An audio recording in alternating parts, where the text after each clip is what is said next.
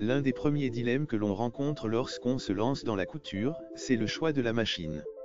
Le plus important consiste à déterminer quelles fonctions vous seront nécessaires. Il n'est pas utile de partir sur un modèle trop sophistiqué si vous n'êtes pas certaine que la couture vous plaira. Mais gardez également à l'esprit qu'une machine bon marché ne sera pas toujours une bonne affaire. L'idéal c'est à la fois une machine simple d'utilisation et proposant suffisamment de possibilités pour vous permettre de progresser.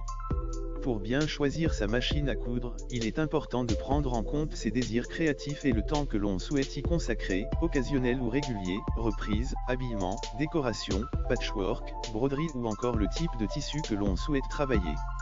Vos projets vous guideront dans le choix de votre machine à coudre. Quel que soit le budget que l'on souhaite investir ou l'usage que l'on attend de sa machine à coudre, elle doit proposer les points de couture de base, points droits, points zigzag et boutonnières, de préférence automatique en un temps, à défaut en 4 temps. Attention, la mention « boutonnière en 4 temps » signifie que vous devez changer 4 fois vos paramètres de couture afin de coudre les 4 côtés de la boutonnière. Sur une chemise, cela peut être fastidieux.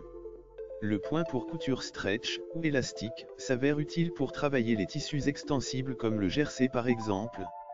Enfin, le point de surjet, aussi appelé point overlock, permet de réaliser des ourlets de bonne facture, même si un point zigzag serré près du bord peut aussi faire l'affaire.